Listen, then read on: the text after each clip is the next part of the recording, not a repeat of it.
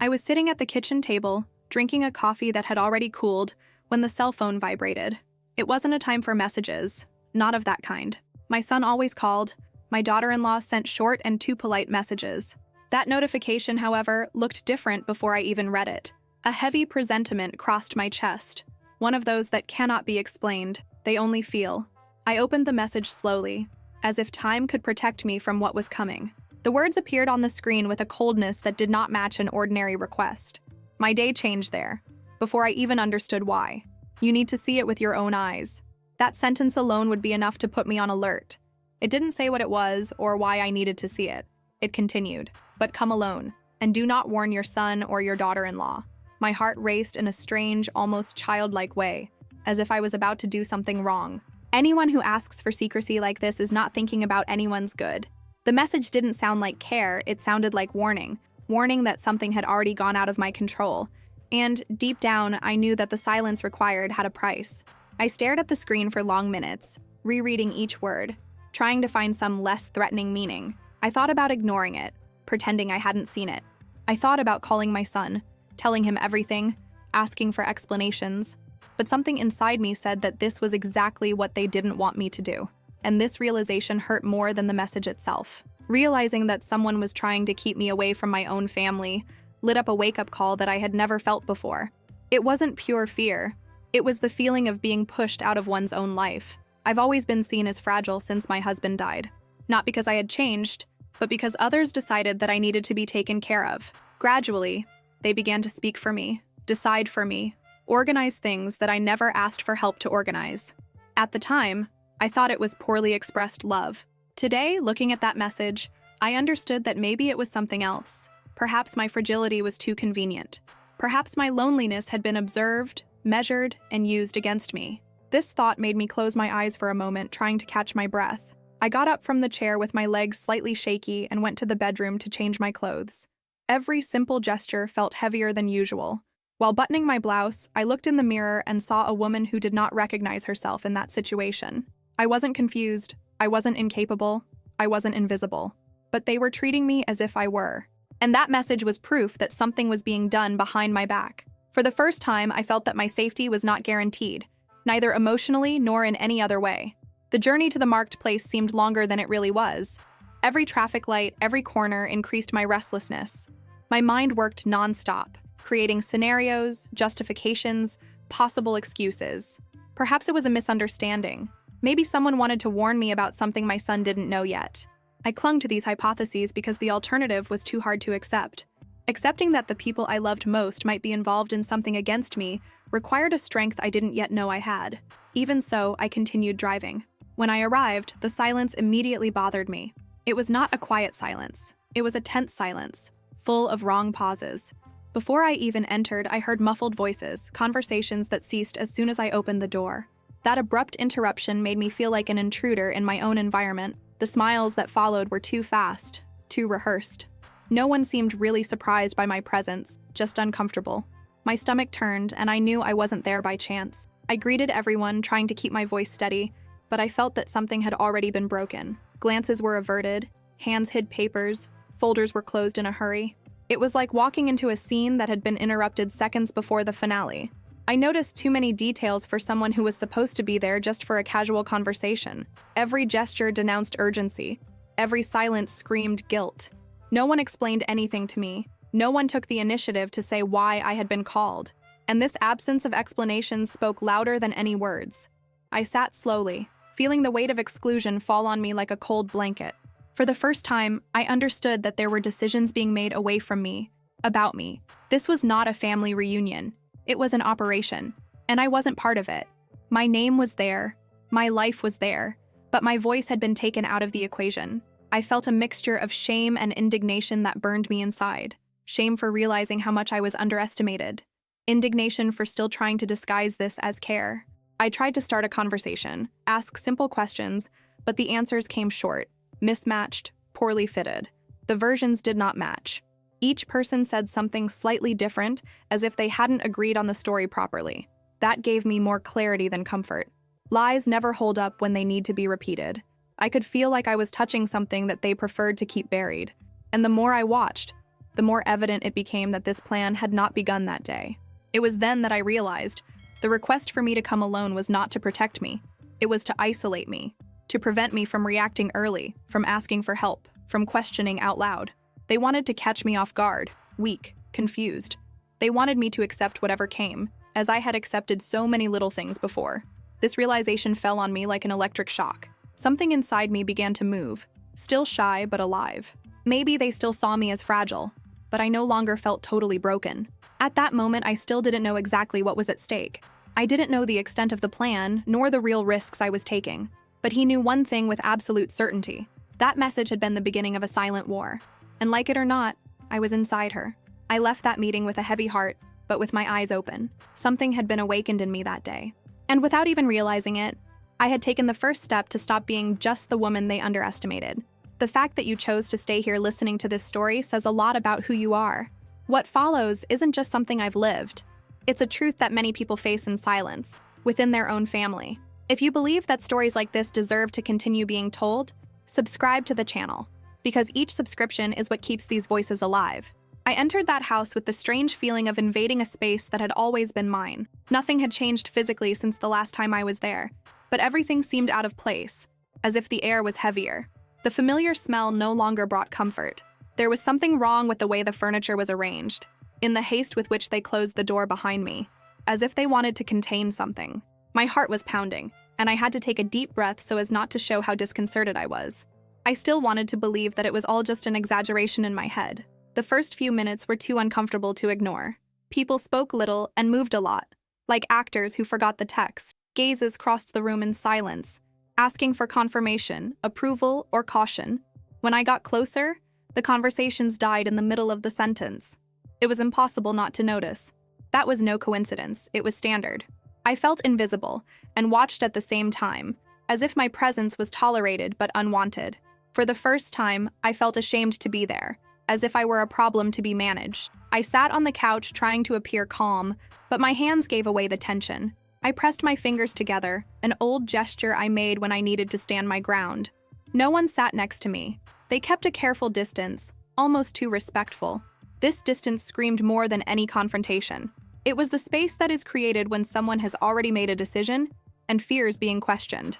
I was only there to perform a ritual, not to really participate. While they pretended normality, I began to observe more closely. Folders on the table stacked in a disorganized way, but clearly important.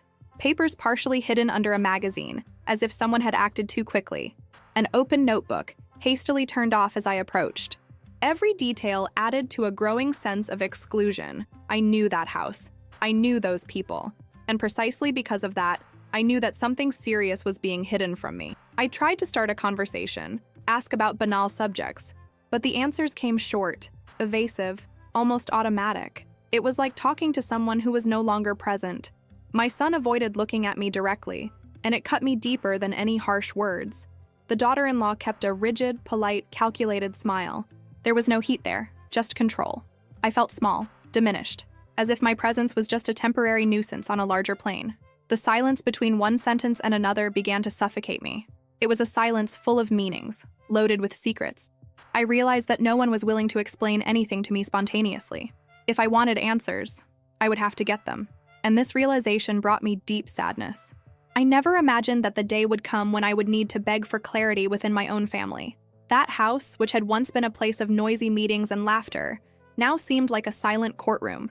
I got up to go to the kitchen, more out of a need to escape that atmosphere than out of thirst. As I walked, I heard a whisper behind me, interrupted the next instant. They pretended that nothing had happened. This small gesture was like a brutal confirmation. They were talking about me. They were deciding something about me. My stomach turned, and I felt a chill rise down my spine. For the first time, I thought that maybe I was at real risk, not just emotional. In the kitchen, I leaned against the sink and took a deep breath, trying to organize my thoughts. I remembered how many times I accepted other people's decisions without question, trusting that they knew what they were doing. I remembered how I got used to being included only at the end, when everything was already resolved. Perhaps that was just the logical consequence of years of silence on my part. This idea hurt, but it also ignited something new, a restlessness that was no longer just fear, but indignation. When I returned to the living room, I felt that the atmosphere had become even more tense. It was as if my brief absence had been used to adjust something, to hide better, to align versions. I sat down again, now with my senses even more attentive. Every gesture, every pause, every breath seemed loaded with intention. I could no longer fool myself by saying that it was just an impression. The truth was there, spread throughout the room, waiting for me to have the courage to see it. It was at that moment that I realized how much I was being underestimated. They thought I didn't notice, that I didn't connect the dots, that I accepted everything without question. This realization moved me in an unexpected way. I didn't just feel hurt, I felt angry. A silent, contained, but powerful anger. Maybe they still saw me as fragile, but something inside me was starting to harden. I still didn't know how or when, but I knew that I wouldn't get out of that situation the same way I did. As the forced conversation continued, I realized that that silence was a weapon, a way to confuse me, to get tired, to make me give up. But instead, he woke me up. I left that house with the clear feeling that something much bigger was at stake. And even though I didn't have all the answers, I made a silent promise to myself. I would no longer be just the woman who listens. I would become the woman who observes, understands, and acts. They started talking to me as if I were a tired child. The sentences came slowly, measured, chosen with excessive care, as if any wrong word could confuse me. "We just want to help," they said. "You walk so alone. It's a lot of responsibility for you." I listened to everything in silence, feeling each sentence weigh more than the last. There were no questions, only affirmations. They didn't want to know what I thought, just convince me of what they had already decided. My son avoided my gaze, concentrating on arranging something non-existent on the table.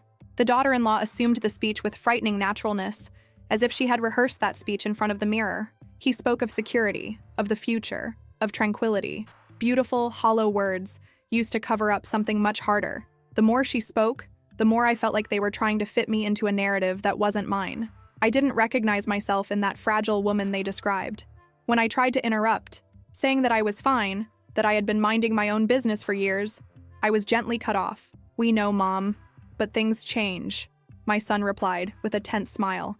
The way he said "things change" sounded like a sentence. It was not an observation, it was a warning. I felt the ground move under my feet.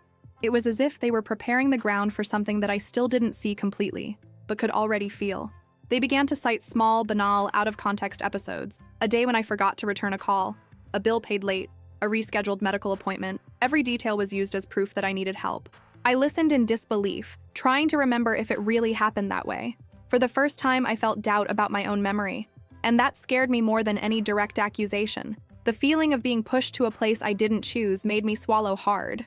It was humiliating to have to justify my lucidity. It was humbling to realize that my entire story was being reduced to carefully selected small lapses. They talked as if they were doing me a favor, when in fact they were robbing me of something essential: my autonomy, my voice, my right to decide. I tried to change the tone of the conversation, bring back memories, create an emotional bridge. I talked about their father, how we faced difficulties together, how I always managed my life. But I realized that this did not move them. It was as if the past had lost value in the face of a larger plan. A cold, rational plan, where feelings got in the way. At that moment, I felt a strange grief, not for the loss of someone, but for the loss of the relationship that I thought existed. The more they insisted that everything was for my good, the clearer it became that my good was not a priority. Their good does. The convenience, the control, the perfect organization of a life where I took up less and less space. That phrase began to echo in my head in an almost cruel way. "It's for your good." I had never heard anything so far from care and so close to threat.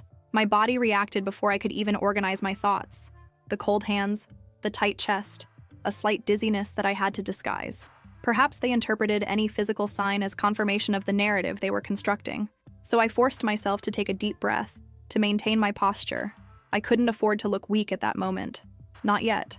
Even without understanding everything, I knew that I needed to observe more than talk. In the midst of that suffocating conversation, I realized something important.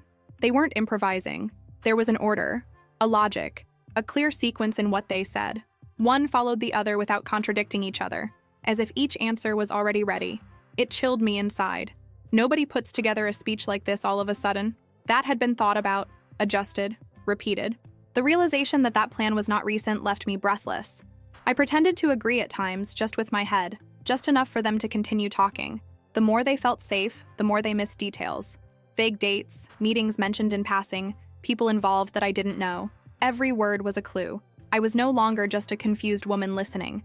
I was gathering information. Even though I didn't know exactly how I would use it, I felt something change inside me. I came out of that conversation emotionally exhausted, but awake. The humiliation still hurt, the betrayal was still hard to name, but something had changed. I realized that if I kept trusting blindly, I would lose much more than comfort. I would lose myself. At that moment, even silently, I decided that I would not allow it. Maybe they still thought I didn't understand, but I was starting to understand everything. When I finally got up to leave, no one tried to stop me. They just repeated that they were there for me, that everything would be resolved soon. I nodded, with a tired smile. Inside, however, I knew that nothing was resolved. On the contrary, that had only been the confirmation that something very serious was afoot.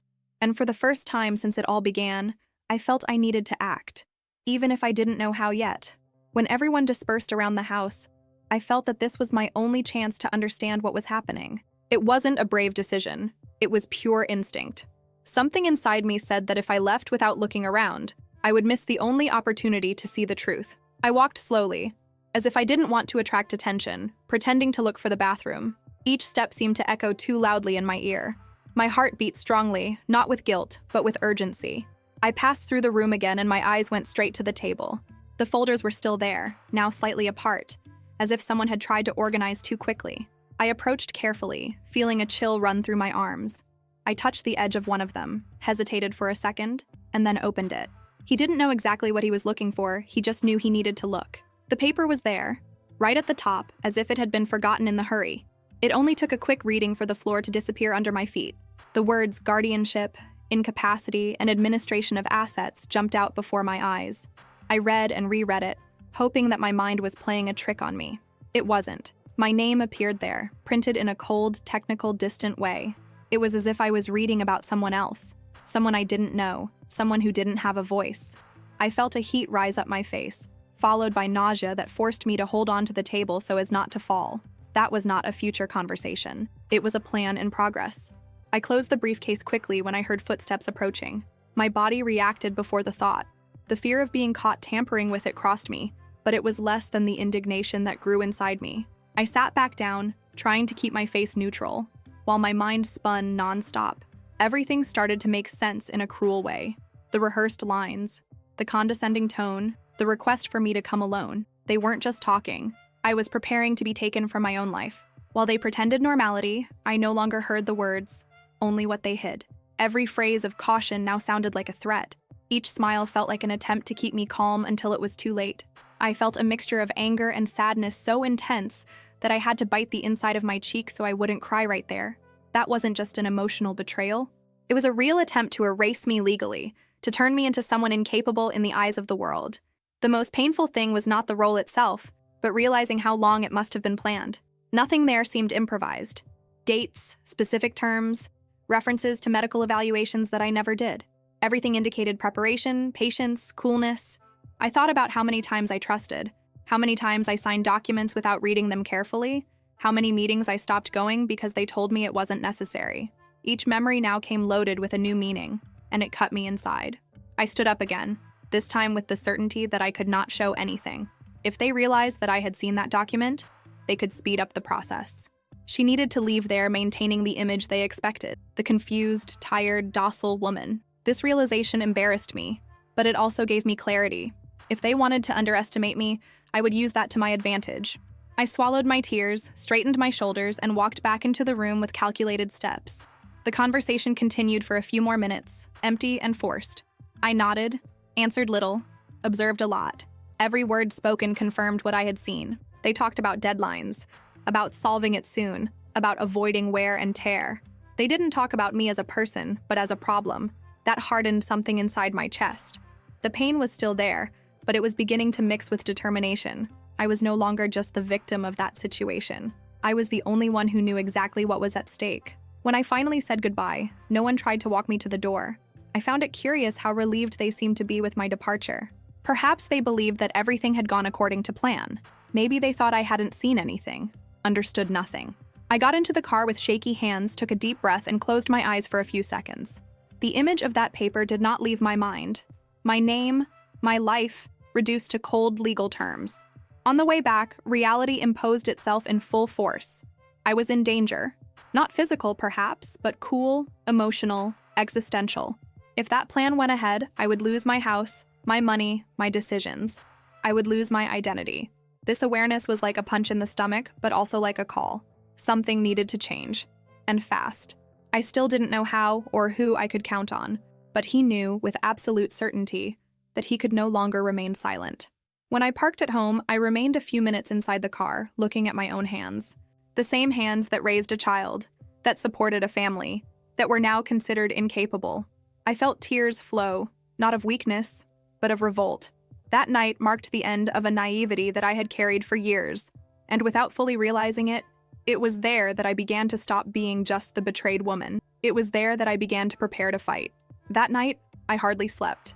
Lying in bed, I relived every detail of the day as if I were trapped in a cycle that didn't end. The sentences, the looks, the paper inside the briefcase, everything came back with a cruel clarity.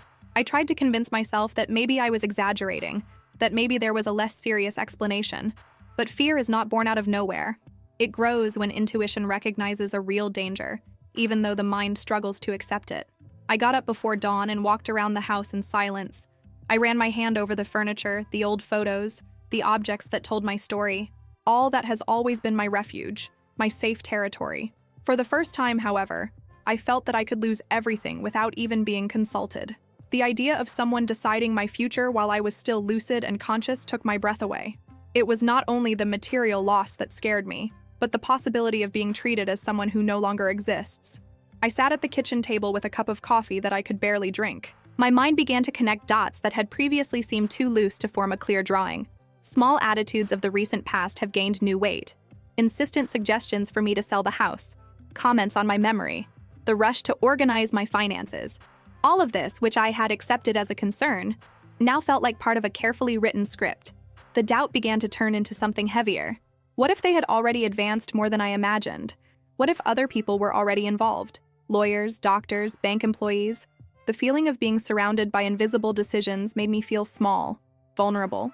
For the first time, I considered the real possibility of waking up one day to find that my life no longer belonged to me. That thought made my hands sweat and my heart race. I tried to remember when I started to be left out. There was no exact moment, just a gradual, almost imperceptible withdrawal. First, unnecessary meetings, then too summarized information, until, without realizing it, I no longer participated in anything important. This awareness hurt deeply. Not out of naivety, but because I realized how love can be used to numb distrust. I trusted because I loved it, and this was being used against me. Fear then ceased to be abstract. It took shape. Home, money, autonomy, my name on a document that I did not authorize. It was not paranoia, it was a concrete possibility. I felt it in my body, in the constant tightness in my chest, in the difficulty of taking a deep breath. Every time the phone rang, my heart raced. I became suspicious of even the most banal conversations. Everything seemed to carry a second meaning, a hidden intention. Even so, a part of me still resisted the idea that my own son was capable of something like that. This internal struggle consumed me. I wanted to believe that there was a mistake, a serious misunderstanding, something that could be clarified with an honest conversation. But another part, quieter and perhaps wiser, already knew that it was not confusion. It was about control. And control is not easily negotiated. It was in this conflict that I realized how alone I was. There was no one there to tell me what to do, no one to validate my fears. And at the same time, this loneliness began to produce something unexpected. If I was alone, I was also free to think, observe, and decide. For the first time since it all started, I felt like I needed to stop reacting and start acting, still not knowing how, but with the certainty that time was against me. I opened an old drawer and started looking for my documents. Deeds, contracts, papers that I myself had kept over the years. Each leaf found was a small anchor in reality. I existed. I had built all that, and no one could just erase it without resistance. That simple, almost domestic search began to give me back something I thought I had lost: clarity. As I separated the papers, I noticed that my breathing was firmer. The fear was still there, but now it shared space with another sensation: surveillance, attention. I was no longer just the scared woman trying to figure out what was going on. I was preparing, albeit instinctively. That doubt that had been eating away at me was turning into an alert, and the alert I knew could be the first step to survival. When the sun finally came through the window, illuminating the desk full of documents, I felt a deep tiredness, but I also felt something new, a kind of silent decision. I would not allow my future to be decided in closed rooms, with hidden roles and interrupted voices. I still didn't know who could help me, nor how far that betrayal went. But I knew one thing with absolute certainty, that fear had woken me up, and I wouldn't go back to sleep as long as my life was at risk. In the days that followed, I began to notice a pattern that I had previously not had the courage to name. Every time I touched on the subject, even lightly, the reaction came quickly and coordinated. They said I was tired, too sensitive, confusing things. The way they spoke to me was always soft, almost sweet, but charged with a condescension that diminished me. They didn't attack me directly. They did something worse. They made me doubt myself. When I mentioned that I had seen strange documents on the table that day, my son laughed. A short, nervous laugh. He said I must be mixing old papers with current things. The daughter-in-law added in a worried tone that I had been very anxious since I was alone. That word, anxious, was thrown around as a diagnosis. Not as empathy, but as a convenient explanation for everything I felt. It was as if any perception of mine could be invalidated with an emotional label. I began to mentally review my own memories, as if I were being interrogated from within. Had I read it wrong? Did I exaggerate the importance of that role? This constant self-questioning began to wear me down. I felt tired, confused, just as they described it, and that terrified me, because I realized how efficient that strategy was. They didn't need to prove anything to me. It was enough to make me distrust myself. In some calls, my son suggested that I see a doctor, just in case. I said it would be good to have someone evaluate my memory, my mood, my behavior. The casual way he talked about it chilled my blood. It was not a counsel, it was a movement, a logical step into something bigger. Each suggestion came disguised as caution, but it carried an implicit threat. If I disagreed, I would confirm their narrative. If he accepted, he would hand over another gun. I began to pay attention to the tone, not just the words. Whenever I showed firmness, they looked at each other. Whenever I hesitated, they advanced a little further. It was a silent, psychological game, and I had been put into it without consent. The realization of this brought me deep sadness. It was not only the betrayal itself, but the cruelty of the method. They didn't just want to decide for me. They wanted me to believe that I needed it. There was a moment when I almost gave in. One particularly difficult day, when I woke up confused from so much thinking, I considered calling and saying that they were right, that maybe I really needed help. Loneliness weighs more when one is being discredited. But something stopped me.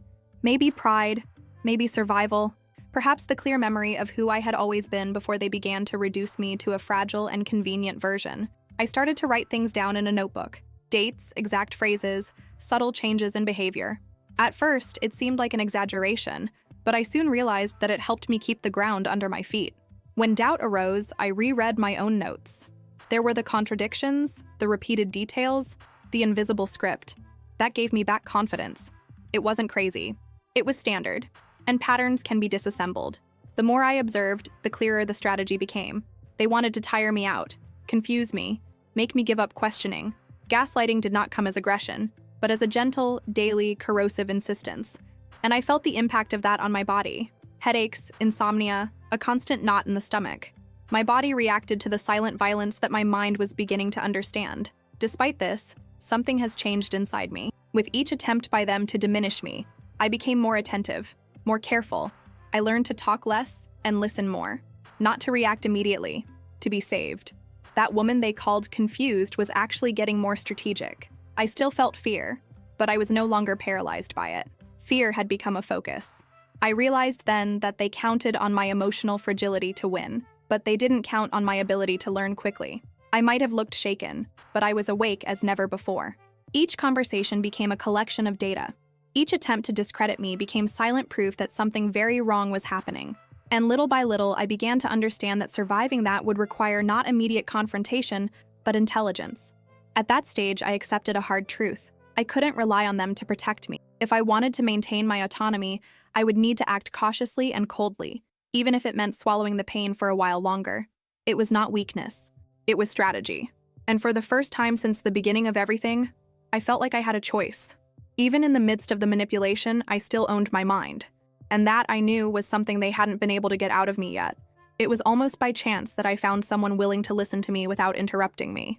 It was not a planned search nor a direct request for help.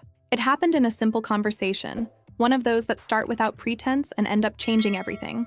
I was tired of keeping everything alone, tired of doubting my own perception. When I started talking, I was carefully, choosing each word, testing the ground. I didn't want to seem exaggerated. I didn't want to confirm the fragile image they had created of me. This person didn't correct me, didn't rush me, didn't try to find more comfortable explanations. He just listened. And that simple gesture had a profound effect. For the first time in weeks, I felt like my voice was heavy again. I told him about the message, about the documents, about the strange conversations, and the constant tone of distrust in relation to my lucidity. As I spoke, I realized something important. My narrative made sense. There was logic, sequence, coherence. Nothing I said seemed confusing or delirious. The unlikely ally, someone who knew my family from afar but wasn't emotionally involved, asked pointed questions. Not questions that put me in doubt, but that sought clarity. Dates, names, specific situations. That helped me organize my thoughts. Each answer I gave reinforced the certainty that it was not about imagination. There were facts. And facts don't disappear just because someone insists you're wrong. When I mentioned the documents on guardianship, I saw this person's countenance change. Not of exaggerated astonishment, but of real attention. It was there that I felt, for the first time, that maybe I wasn't as alone as I thought. I was given a simple, almost obvious guideline that no one in my family had given me. I needed to protect my interests immediately. Not emotionally, but legally. That word, legally, echoed within me with force. I left that conversation with a mixture of relief and fear. Relief for finally being validated. Fear for realizing the real gravity of the situation. What once seemed just an emotional betrayal was now designed as a concrete, structured threat, moving forward in time. But there was something new accompanying this fear.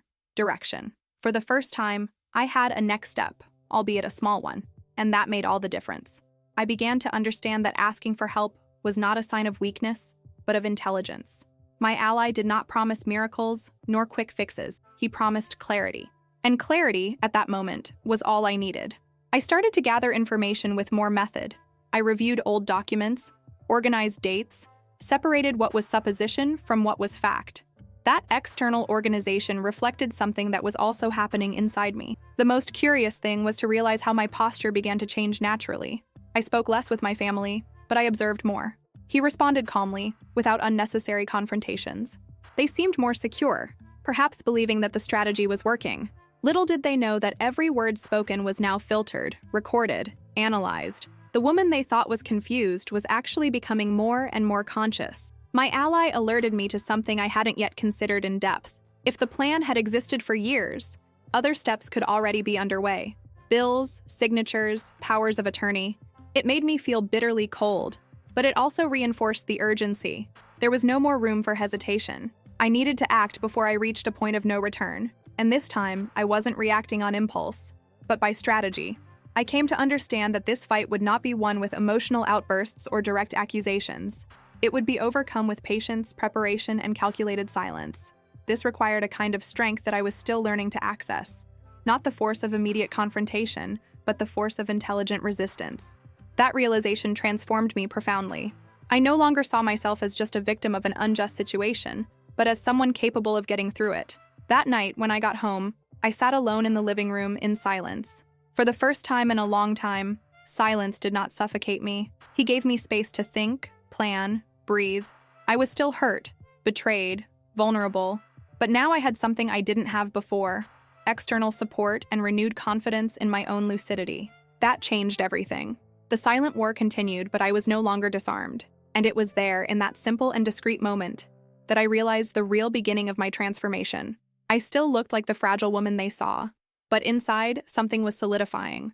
I didn't know exactly when or how it would all come to light. I only knew that from then on, my every step would be conscious. And, like it or not, I was preparing for the confrontation to come. It was with the help of my ally that I began to see the real size of what I was facing. Until then, I had dealt with fragments, loose phrases, suspicious documents, strange attitudes. But as we got everything in order, a timeline began to form, and she pointed to a place that hurt me more than anything else. That hadn't started now. It had started when I was most vulnerable. Soon after my husband's death, I could barely get out of bed. It worked on automatic. trusting the people around me to take care of what I didn't have the strength to face. It was during this period that I signed papers without reading them carefully, accepted help that I did not ask for, let others take on tasks that had always been mine. At the time, I thought it was support. Now she was beginning to realize that this grief had been the perfect ground for something much darker. We found records of meetings that I never attended, dates that coincided with difficult birthdays, holidays when I was isolated, times when I clearly didn't have the emotional conditions to question anything. Each discovery was accompanied by a tightness in the chest. It was not just a recent betrayal. It was a slow, patient, almost meticulous construction. They waited for the right moment, and it made me feel used in a deeply painful way. There were documents that mentioned planned changes in the management of my assets years ago, preemptive suggestions, future evaluations, clauses that presupposed my incapacity even before any real sign of it. That made me nauseous. It was not just a plan for the present. It was a long-term project, designed while I believed I was being supported. The feeling of having lived on a silent lie for so long took my breath away. The most devastating thing was to realize that none of it was done in a hurry. Everything had been thought out calmly, revised, adjusted. There was a coldness there that I never associated with my own son. I always believed him to be impulsive, emotional, but that plan required discipline, persistence, total absence of guilt. This forced me to face a truth that I had been avoiding. I no longer knew that person. Perhaps I had never known it completely. Each new piece of information rewrote my recent past. Conversations that once seemed innocent now sounded rehearsed. Advice gained tones of manipulation. I remembered how many times I heard that I didn't have to worry, that someone was already taking care of it. Those phrases, which once brought me relief, now echoed like ignored warnings. I had been too gentle with the silence, and silence had been used against me. There was a moment when I had to stop the investigation. I felt a physical pain in my chest, a pressure that forced me to sit down and breathe slowly. Facing that truth required emotional strength that I was still learning to access. It was not easy to accept that people you love are capable of such coldness. I cried there, not of despair, but of mourning. I mourn for the family I thought I had. I fight for the confidence that would not return. My ally didn't try to minimize anything. He just stayed there, present. This once again helped me keep my feet on the ground. There was no more room for comforting illusions. The truth was exposed, raw, hard. But paradoxically, it also gave me something I hadn't felt in a long time: firmness. Knowing what I was dealing with gave me back a sense of control. The unknown scares more than clear pain. From that moment on, I understood that I was not only fighting for the present, but for everything that had been quietly stolen from me over the years. My autonomy, my voice, my choices. This awareness ignited something inside me that wasn't just indignation. It was determination. It didn't matter how old that plan was. I was still there, lucid, capable, and willing to prevent it from coming to an end. I returned home that night with the weight of truth on my shoulders, but also with a new clarity. I was no longer just someone reacting to recent events. I was digging up a story that had been written without my consent, and in doing so, he was recovering something essential: my narrative. They had planned everything thinking I would never notice. That was their mistake. As I arranged the papers on the table, I felt that a phase had ended. The phase of doubt, of confusion, of the attempt to justify the unjustifiable. Now I knew exactly what I was fighting against. And even though the road ahead was difficult, I no longer walked in the dark. The truth, painful as it was, had armed me, and I was ready for the next step. After everything I discovered, my first impulse was to confront, to call, to demand explanations, to throw the truth on the table. But it was enough to talk once again with my ally to understand that this would be exactly what they expected: an emotional, disorganized, easy-to-use confrontation against me. For the first time, I had to accept a harsh idea. To survive that, I would have to pretend fragility, feigning confusion, pretend to agree. Not because I was weak, but because I needed to buy time. I started to measure every word when I spoke to my son and daughter-in-law. He answered in short sentences, agreed with superficial suggestions, avoided direct questions. Inside, it corroded me. I have always been a frank, direct person. That performance went against everything I believed it to be. But every time I saw the relief in their eyes, I understood that it was working. They let their guard down. And that, at that moment, was a precious advantage. I began to realize how my image as a confused woman made things easier for them. They talked more than they should, explained more than necessary, thinking that I was not understanding properly. Instead of correcting, I listened. Instead of reacting, I kept it. It was strange how the role they imposed on me ended up becoming a tool. That caused me shame, yes, but it also gave me access to information that they would never have revealed if they saw me as a threat. There were days when I had to leave the room to cry alone. Pretending is tiring. Pretending hurts. Pretending requires enormous emotional restraint. But every time I thought about giving up, I remembered the paper inside the folder, my name printed as if I were incapable. That image pushed me forward. I wasn't faking it out of pride. I was pretending to protect my life as I knew it. I began to accept meetings and conversations that I would have avoided before. The more I seemed docile, the more confident they became. They talked about deadlines, about getting everything done soon, about future tranquility. I nodded, inside counting the days, the details, the contradictions. Each conversation was one more piece in the puzzle. I no longer felt like I was just reacting. He was driving something, even if silently. At the same time, I continued to gather evidence. He organized documents at night, made detailed notes, recorded exact dates and phrases. My notebook became a kind of anchor. Whenever doubt threatened to return, I reread everything I had written. It reminded me that my lucidity was not at stake. What was at stake was my patience, and I was learning how to use it as a weapon. Interestingly, the more I feigned fragility, the stronger I felt inside. It was not an explosive, visible force.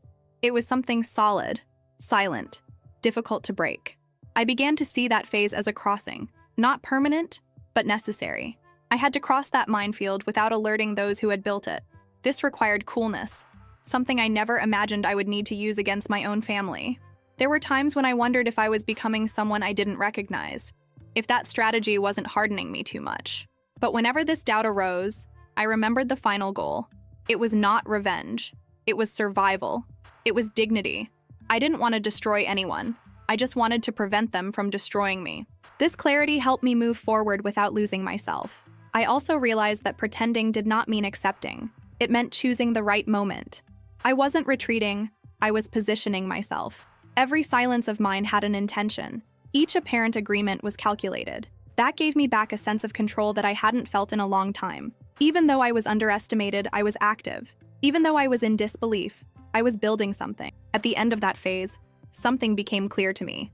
They believed they had won, that I was too tired to fight, too confused to react. This false security was their biggest mistake.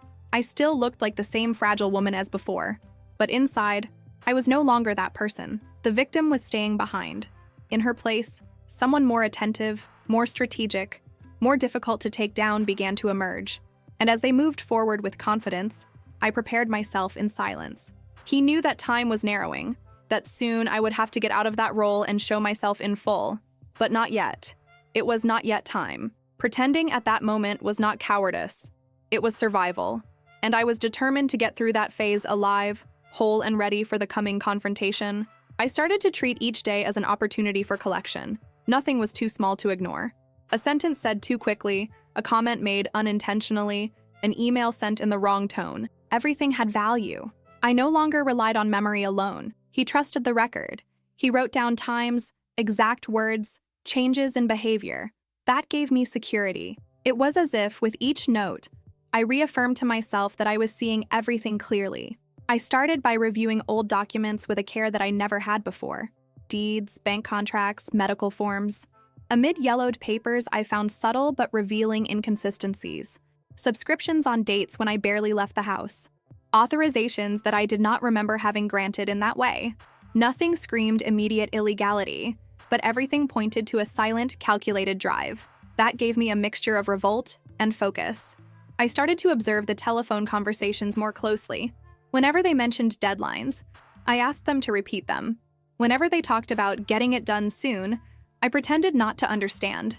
They explained it again, in more detail, believing that they were helping me. And with each explanation, they let something more slip. It was impressive how the certainty that I was not at risk made them careless. My ally advised me to put everything away in an organized way. Nothing loose, nothing emotional. Dates, names, contradictory versions. I started to put together a folder that was not visible anywhere. That folder became my shield. Knowing that I had hard evidence made me sleep better, even in the midst of constant tension.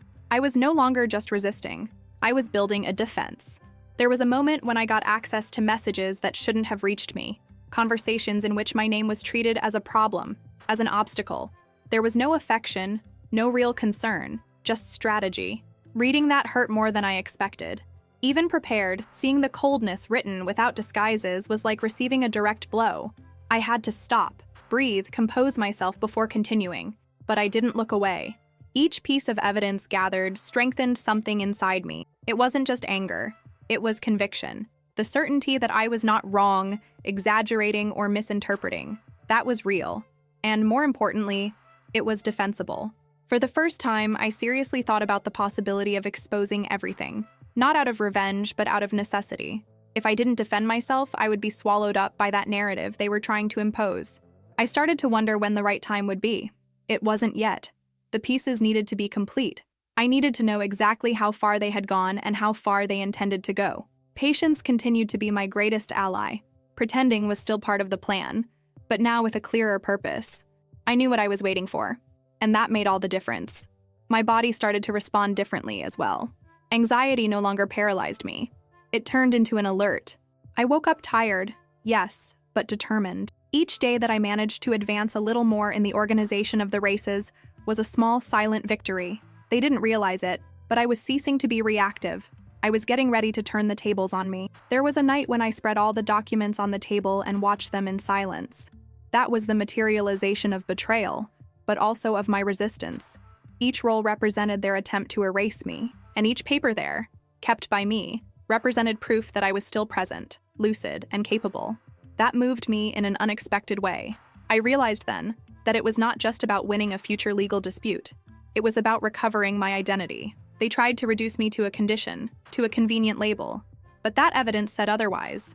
They said I had history, will, clarity, and that no one had the right to decide for me without my consent. At that point, I already knew that there would be no return. Even if everything was interrupted at that moment, something had broken forever. Confidence would not return. But, curiously, this no longer paralyzed me. I accepted the loss with more lucidity than pain. The priority now was different. It was to protect the woman I was becoming. I closed the folder, put everything away carefully, and turned off the light in the room. I sat in the dark for a few minutes, taking a deep breath. I knew the confrontation was approaching.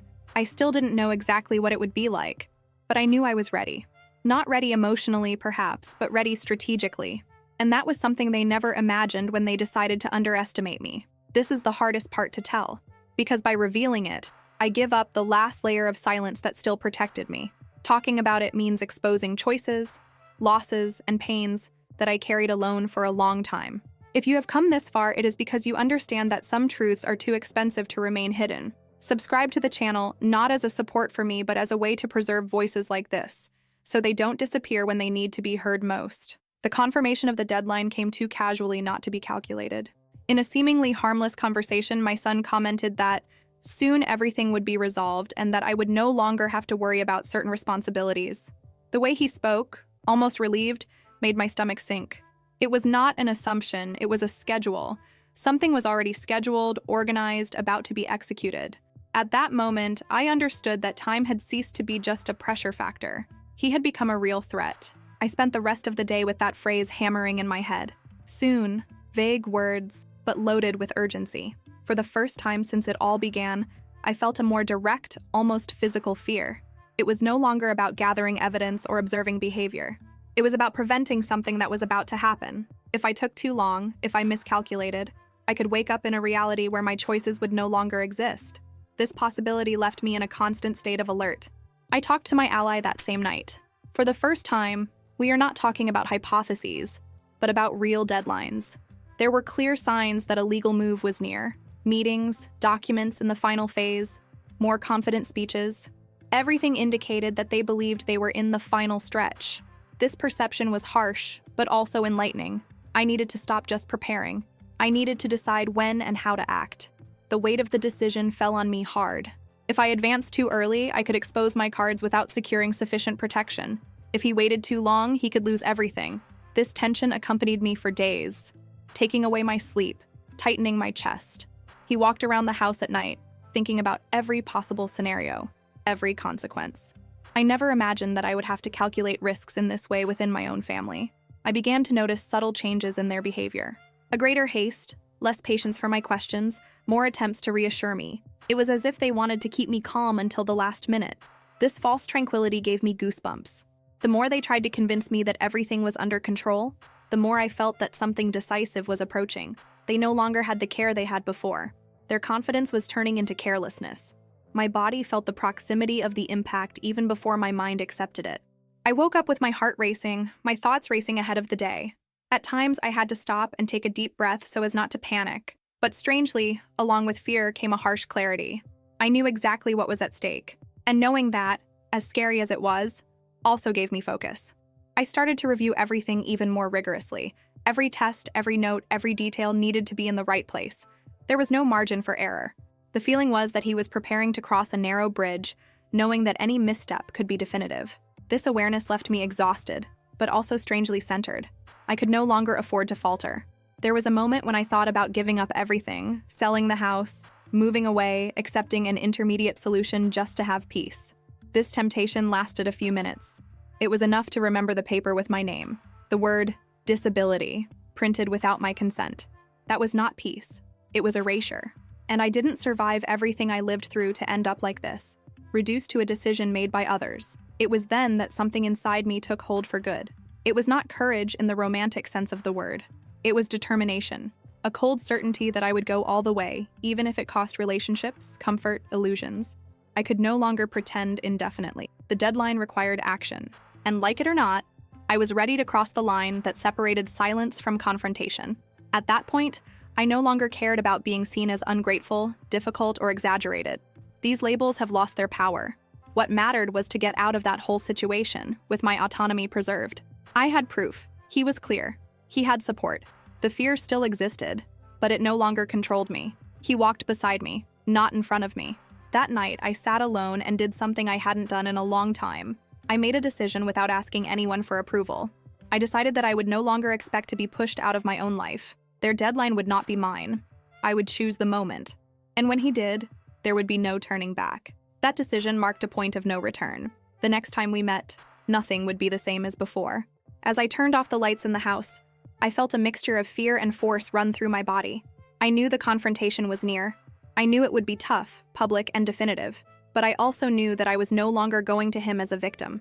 I was going prepared. And that changed everything. I accepted the invitation to the decisive meeting with a calmness that I did not even recognize.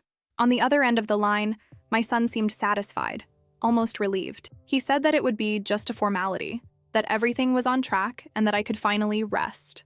That word, rest, sounded like a cruel euphemism. I knew it wasn't about rest, but about surrender. Still, I accepted. He said he would be there.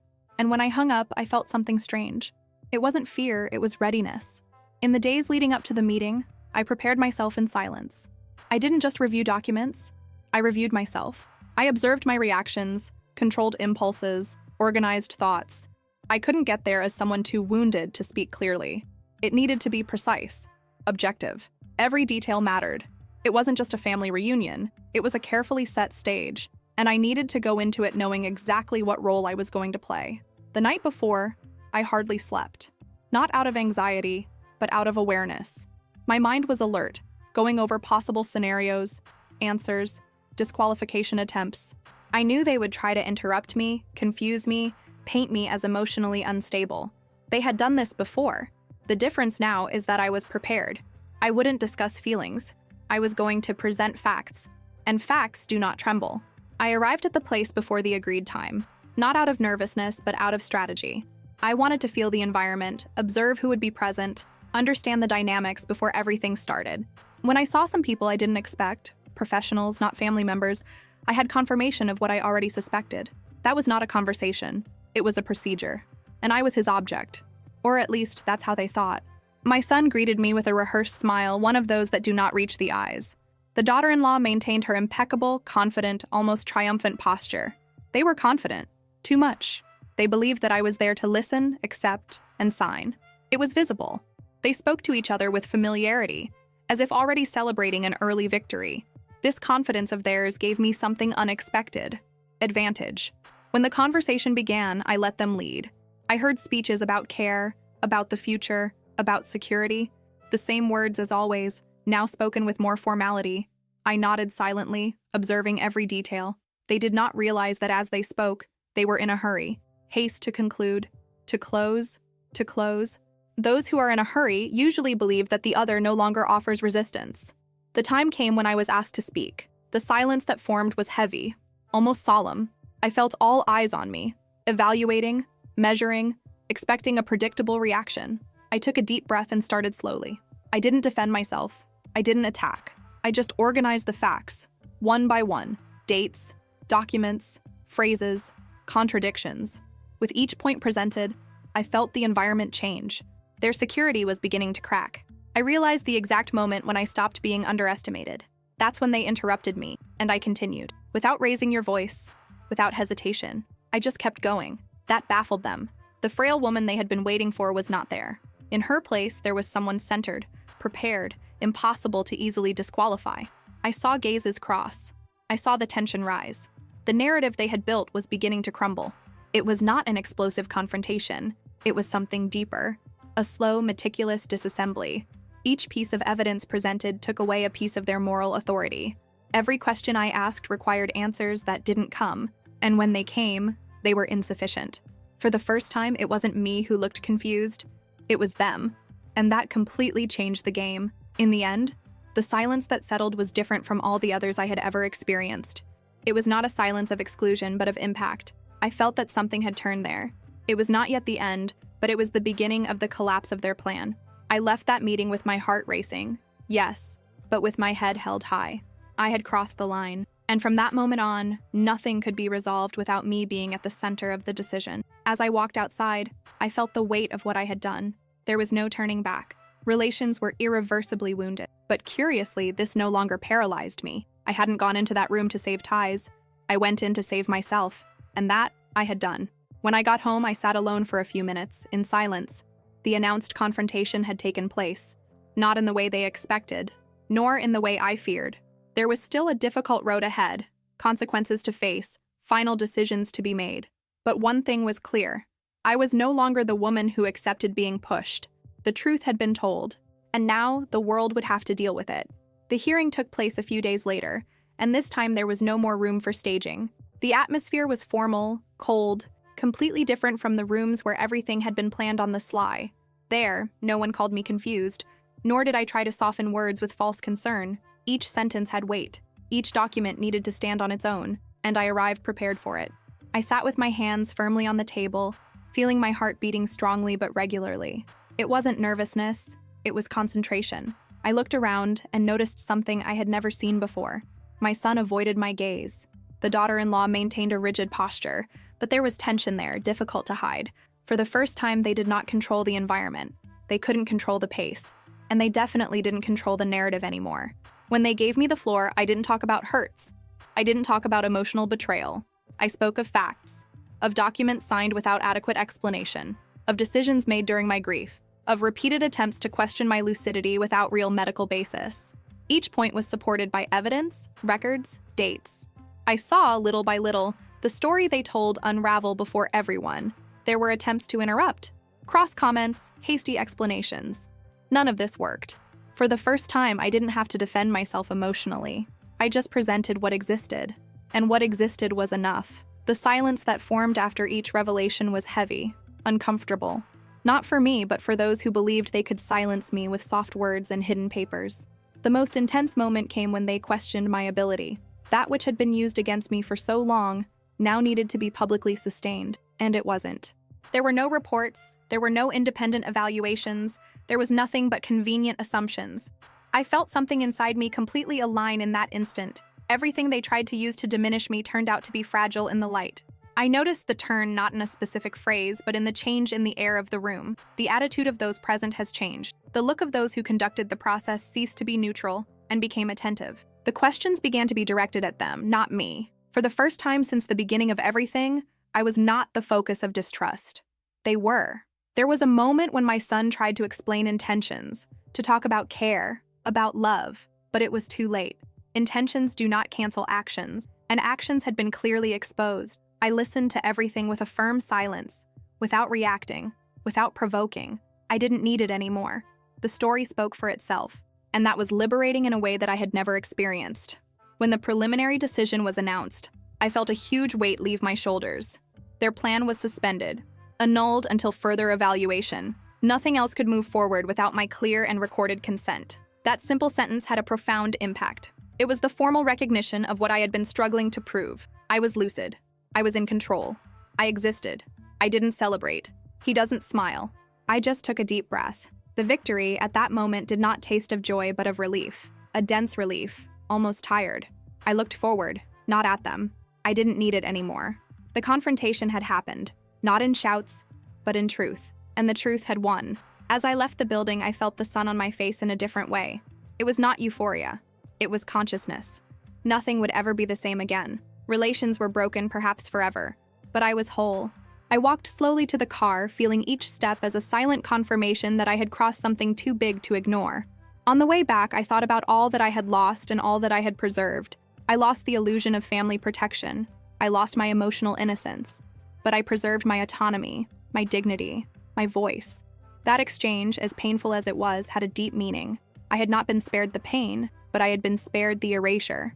When I got home, I sat alone in the living room and let the silence envelop me. For the first time, he carried no threat. It carried closure. The turning point had happened, not just in the process, but within me. I no longer saw myself as someone who survived by luck. I had survived by choice, strategy, and quiet courage. There were still consequences ahead, difficult conversations, irreparable distances. But I knew, with quiet clarity, that no one else would make decisions about me without me being there. That certainty, built with great difficulty, was the true triumph. And as night fell outside, I realized that something essential had been recovered. Myself. The consequences did not come as an immediate bang, but as a prolonged silence. In the days following the decision, no one cared. No message, no request to talk. The distancing was total, almost clinical. I expected some kind of reaction, maybe anger, maybe a hasty attempt at reconciliation. None of that came of it. And curiously, this emptiness confirmed much of what I had already understood. When control ends, interest also ends. My son tried to contact me only once, through a short message, without emotion, without apology. He spoke of misunderstandings, of overzealousness, of things that got out of control. I read and reread those words, trying to find real responsibility. I didn't find it. It was another attempt to rewrite history, now without power. I didn't respond immediately. For the first time, I was the one who chose the time. The daughter-in-law did not try to contact her. Her silence was more revealing than any speech. There was no regret there, only calculation. I realized that some people don't deal well with losing advantage. Accepting the mistake would require something she clearly wasn't willing to offer. And accepting this, as hard as it was also part of the liberation process. Not every breakup needs to be explained to be definitive. The consequences also came in the form of external looks. People who had previously treated me with condescension began to look at me with cautious respect. Others avoided contact, perhaps out of discomfort, perhaps because they believed the wrong version for too long. I didn't make a point of confronting anyone. I didn't need to prove anything anymore. Whoever wanted to understand would understand. Those who did not want to would stay away. Inside me, the impact was deep and silent. There were days when loneliness weighed more heavily than before. Not physical loneliness, but the absence of the idea of family as shelter. This loss hurt more than I expected. At the same time, there was a strange peace growing, a peace that came from the coherence between what I felt and what I did. I was no longer cheating on myself to maintain bonds. I had to relearn how to occupy my own days. Small routines have taken on new meaning. Make simple decisions without consulting anyone. Organize the house in my own way. Plan the future without interference. All this, which once seemed trivial, was now a symbol of recovered autonomy. Every everyday choice was a silent affirmation that I was still in charge of my life. There were moments of guilt, questions that arose at night, when fatigue let its guard down. Could I have done it differently? Was I too harsh? These doubts came, but they did not stay. It was enough to remember the paper, the plan, the calculated silence. I didn't cause that rupture. I just refused to be erased. This memory always put things in place. The legal consequences were also clear. Limits were established, distances formalized. Everything that was once nebulous now has defined contours. And while that made the relationship even colder, it also made her safe. I no longer lived under veiled threat. There were no more secret meetings, no more invisible decisions.